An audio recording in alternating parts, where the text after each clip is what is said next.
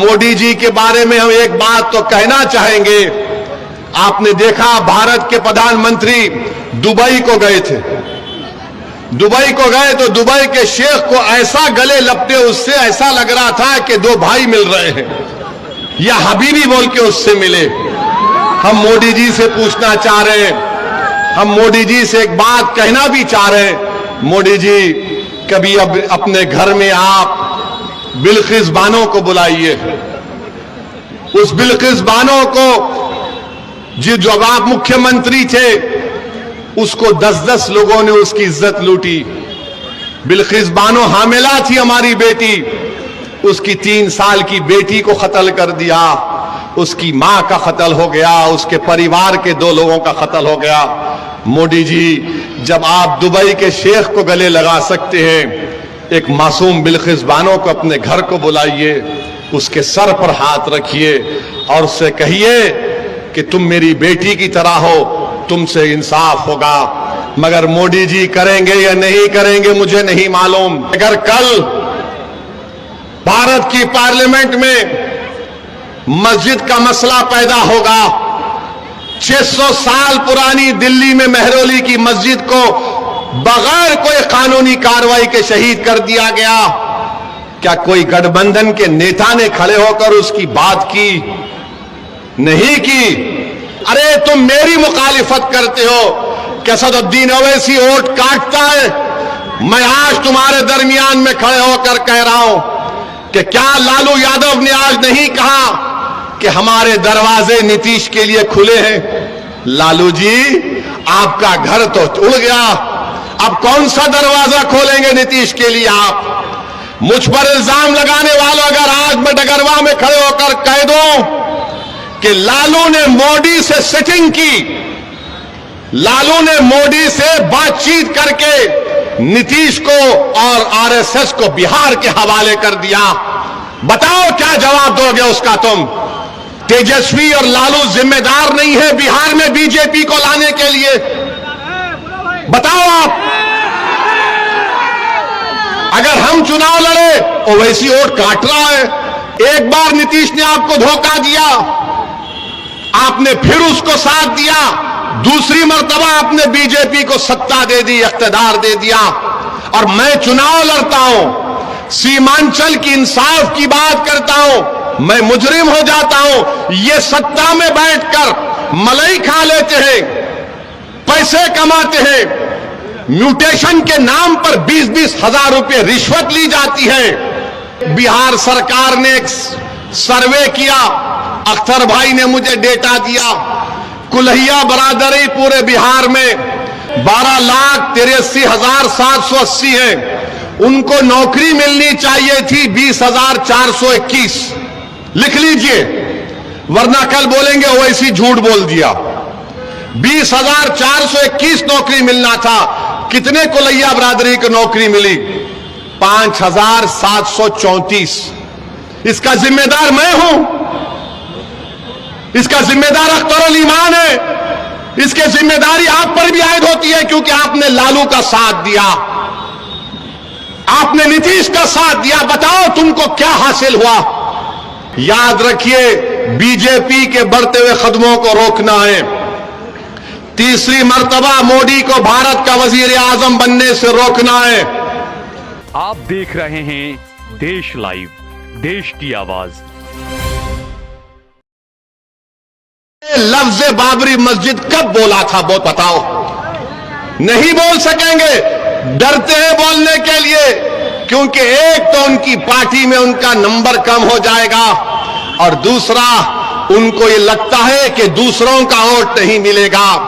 मैं ये सब कुछ पार्लियामेंट में और आपके दरमियान में इसलिए नहीं कह रहा हूं कि मुझे तुम्हारा वोट चाहिए, मैं इसलिए कह रहा हूं कि मैं एक दिन मरूंगा और मुझे खबर में जाना है, और दोबारा मुझे और तुमको उठाया जाएगा, और रब्बे करीम सबसे ज्यादा पूछेगा तो हम लोगों से कि बताओ तुमको हमने मुकाम दिया था तो तुमने क्या किया, क्या कहा। मैं उस दिन के लिए ये कह रहा हूं, मैं सच्चाई को सामने रखकर कह रहा हूं, और सच्चाई यही है कि कोई बाबरी मस्जिद का नाम लेने को तैयार नहीं है। पार्लियामेंट में मैंने खड़े होकर कहा बाबरी मस्जिद जिंदाबाद जिंदाबाद। तो बताओ क्या गुनाह किया मैंने? बताओ, यही तो तुम्हारी ताकत है, तुम्हारी दुआएं हैं कि हम बोल सकते हैं पार्लियामेंट में। मगर डॉक्टर साहब किसका इलाज करेंगे जो खुद मरीज बने हुए हैं? वो किसका इलाज करेंगे? तो इलाज आपको करना है। जब पार्लियामेंट का इलेक्शन होगा तो आपको एक बोलने वाला तो अख्तरुल ईमान जरूर है, मगर अख्तरुल ईमान के सीने में एक धड़कता हुआ दिल है। अख्तरुल ईमान मर मिटने वाला है आप पर, और अख्तरुल ईमान ने कभी भी अपने ईमान का सौदा नहीं किया। और अगर आप हैदराबाद, औरंगाबाद और किशनगंज से और दीगर पार्लिमानी हलकों से जहां मजलिस अपने उम्मीदवार खड़ा करने का सोच रही है, अगर हमारे एमपी कामयाब होकर भारत की पार्लियामेंट में जाएंगे, आप देख रहे हैं कि मैं और इम्तियाज जलील साहब ने सबसे ज्यादा सवालात किए, सबसे ज्यादा सवालात। अगर अख्तरुल ईमान को आप कामयाब करके यहां का अपना एमपी बनाकर भेजाएंगे, मैं आपसे वादा कर रहा हूं कि लोग कहेंगे कि हां, अख्तरुल ईमान ने तारीख दोहरा दी और तस्लीमुद्दीन साहब मरहूम की याद ताजा कर दी। बल्कि मैं आपसे एक बार बात कह रहा हूं, अख्तरुल ईमान को अगर अल्लाह इंशाअल्लाह यहां का एमपी बनाएगा आपके दुआओं से और आपके साथ से, तो बिहार की तारीख में इंशाअल्लाह ताला ऐसा कोई मेंबर ऑफ पार्लियामेंट नहीं गुजरा होगा जो अख्तरुल ईमान वहां पर आपकी आवाज को उठाएगा, गरीबों और मजलूमों की आवाज को उठाएगा। मेरे भाई, जमहूरियत में पूछने की जरूरत पड़ती है। कोई अगर पार्लियामेंट जाता है तो सिर्फ पार्लियामेंट की बड़ी बिल्डिंग को देखकर खुश होने के लिए नहीं जाता। अगर मैं एमपी बनकर हैदराबाद की आवाम ने मुझे 4 मरतबा भिजाया तो इसलिए नहीं भिजाया कि असदुद्दीन ओवैसी बड़ी इमारत को देखकर बैठ जाए। आवाम ने हमको इसलिए भिजाया कि जब कभी भी कोई नाइंसाफी होगी तुम उठो और हमारी आवाज को बयान करो।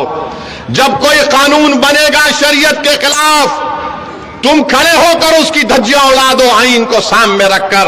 यही सोचकर तो आवाम वोट डालती है कि मेरी आवाज बनकर जाएगा, ये मेरे जज्बात की तर्जुमानी करेगा, मेरे सीने में जो जज्बात का तूफान उमड़ रहा है वो अपनी जबान से उस तूफान को बयान करेगा, वो मेरी तर्जुमानी करेगा, वो गरीबों के हक के लिए लड़ेगा। इसीलिए मैं आपसे अपील करने आया हूं कि आप अख्तरुल ईमान साहब को कामयाब करें।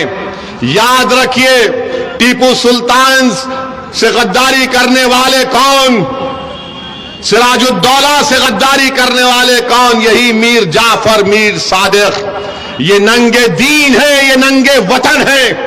अरे तुम मेरी मुखालिफत करते हो कि असदुद्दीन ओवैसी वोट काटता है। मैं आज तुम्हारे दरमियान में खड़े होकर कह रहा हूं कि क्या लालू यादव ने आज नहीं कहा कि हमारे दरवाजे नीतीश के लिए खुले हैं? लालू जी, आपका घर तो उड़ गया, अब कौन सा दरवाजा खोलेंगे नीतीश के लिए आप?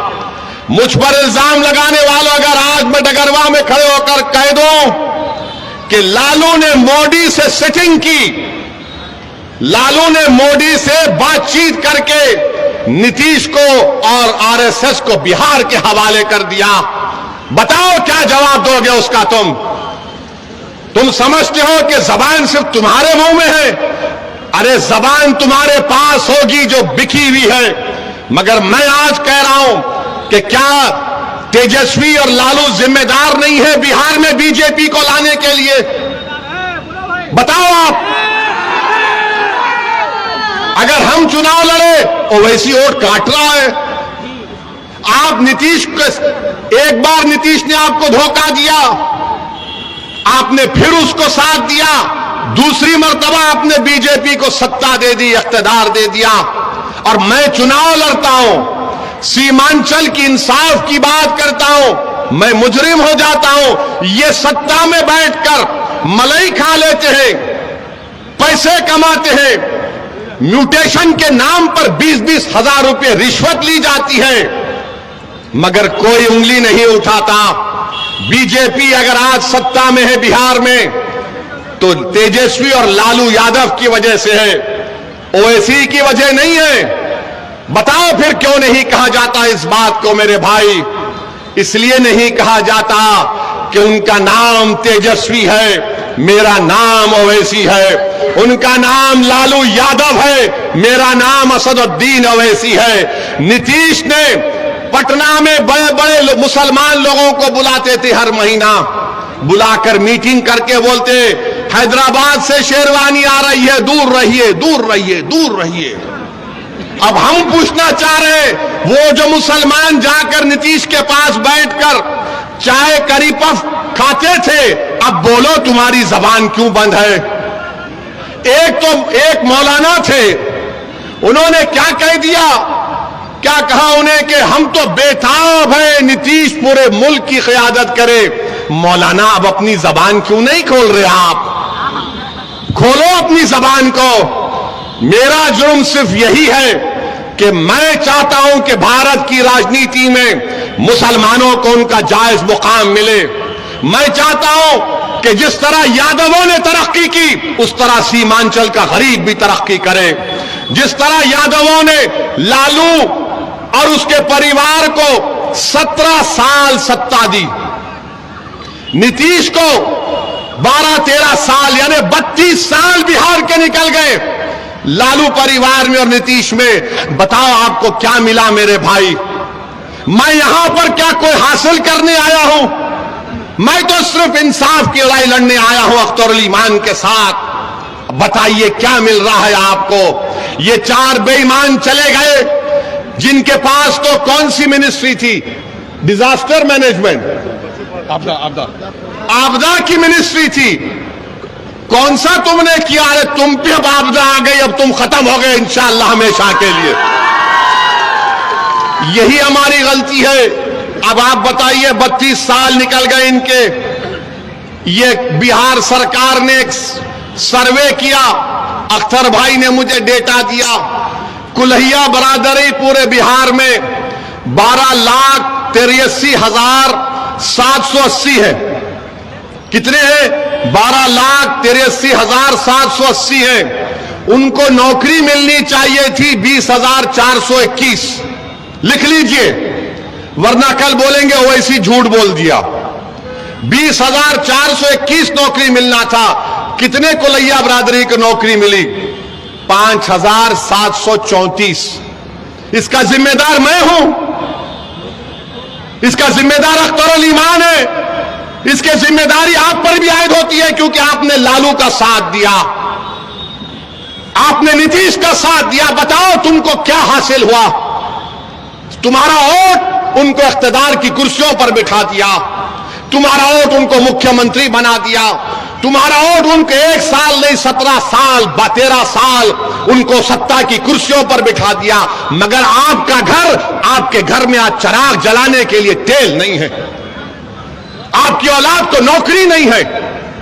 कब तक आप इस नाइंसाफी का शिकार होंगे मेरे भाई?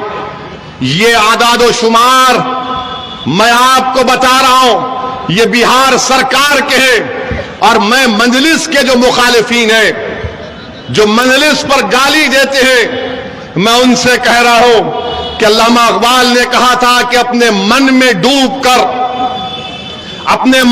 डूबकर पाजा सुराग जिंदगी। अगर तू मेरा नहीं बन सकता तो अपना तो बन जाओ कम से कम तुम। अरे तुम मजलिस को गाली देते हो। और मोदी ने कह दिया कि अब की बार पार्लियामेंट में मोदी कह रहा है कि 370 एमपी जिता कर लाएंगे।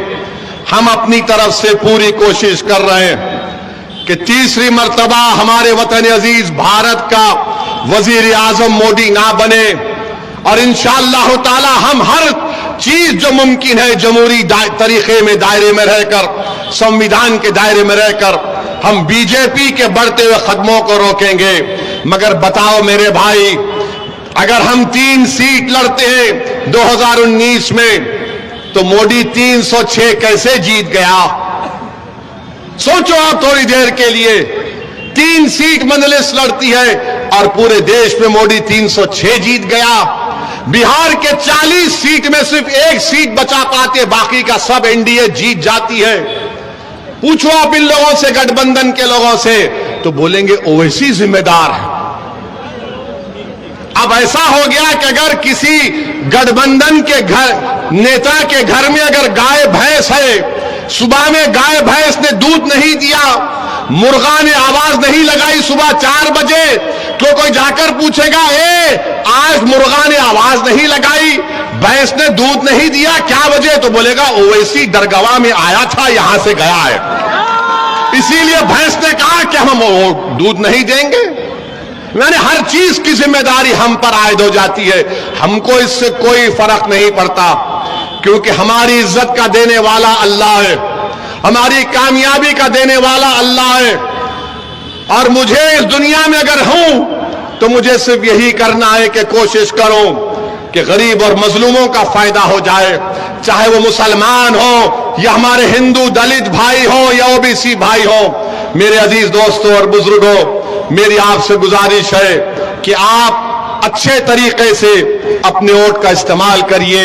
याद रखिए, बीजेपी के बढ़ते हुए कदमों को रोकना है।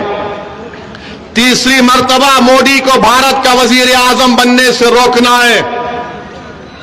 पार्लियामेंट में आज मोदी के 306 एमपी में एक भी मुस्लिम एमपी नहीं है, एक मुस्लिम मिनिस्टर नहीं है। आज पार्लियामेंट में कितने मुसलमान एमपी हैं बताइए आप?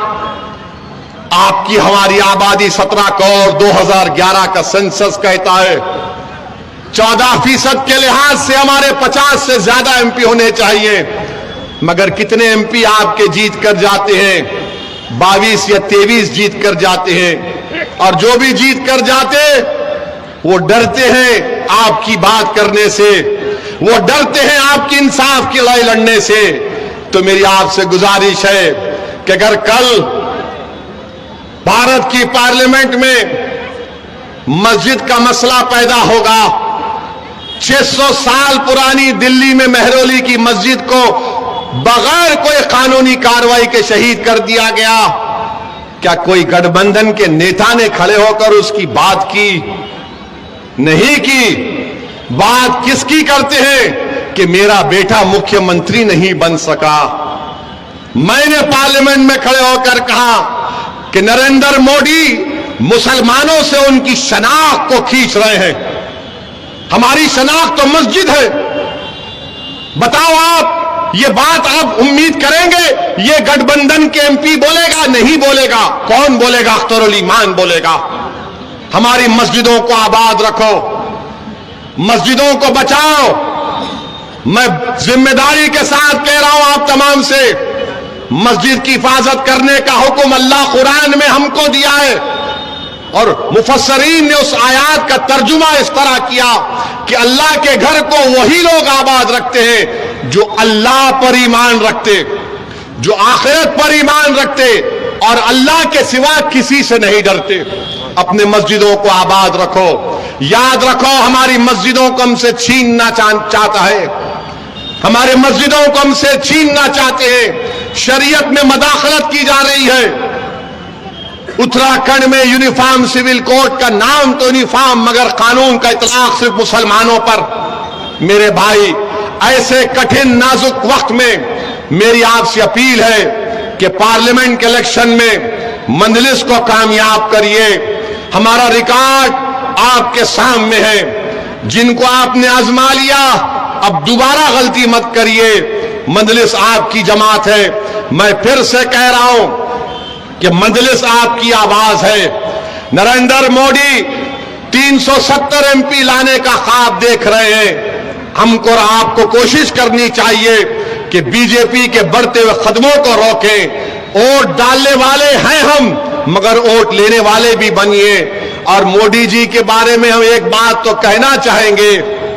आपने देखा, भारत के प्रधानमंत्री दुबई को गए थे। दुबई को गए तो दुबई के शेख को ऐसा गले लपटे, उससे ऐसा लग रहा था कि दो भाई मिल रहे हैं, या हबीबी बोल के उससे मिले।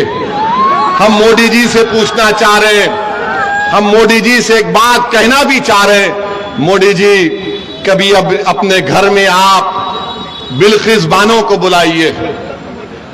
उस बिल्किस बानो को जब आप मुख्यमंत्री थे उसको 10-10 लोगों ने उसकी इज्जत लूटी। बिल्किस बानो हामिला थी हमारी बेटी, उसकी 3 साल की बेटी को कत्ल कर दिया, उसकी मां का कत्ल हो गया, उसके परिवार के 2 लोगों का कत्ल हो गया। मोदी जी जब आप दुबई के शेख को गले लगा सकते हैं, एक मासूम बिल्किस बानो को अपने घर को बुलाइए, उसके सर पर हाथ रखिए और उससे कहिए कि तुम मेरी बेटी की तरह हो, तुमसे इंसाफ होगा। मगर मोदी जी करेंगे या नहीं करेंगे मुझे नहीं मालूम, मगर बिल्किस बानो की आवाज भी मजलिस ने उठाई है। मेरे अजीज दोस्तों और बुजुर्गों, इस कठिन हालात में हम आपसे अपील कर रहे हैं कि आप सीमांचल के इंसाफ के लिए मजलिस का साथ दीजिए। और यहां पर आप जानते हैं कि पूर्णिया के एयरपोर्ट का मसला है, कभी आप सुने डॉक्टर साहब की जबान से? नहीं सुने। डॉक्टर साहब ये चाहते हैं कि जानवरों को जो जुल्म करे उस पर सजा बढ़ जाए। डॉक्टर साहब काश तुम बोलते पूर्णिया का एयरपोर्ट भी बन जाए, काश तुम बोल देते, मगर हमने कई मर्तबा उठाया है। अब अख्तरुल ईमान को आप कामयाब करिए, इंशाअल्लाह ताला सीमांचल से इंसाफ शुरू होगा, पूर्णिया का एयरपोर्ट बनेगा, अलीगढ़ मुस्लिम यूनिवर्सिटी का कैंपस है, गरीबों की हक की लड़ाई है।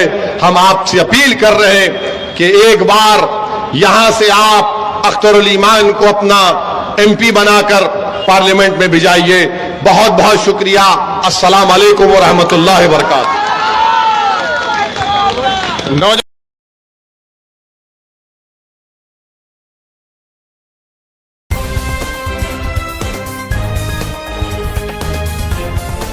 देश और दुनिया की तमाम छोटी और बड़ी खबरों के लिए हमारे चैनल को सब्सक्राइब करना न भूलें और बेल का बटन जरूर दबाएं।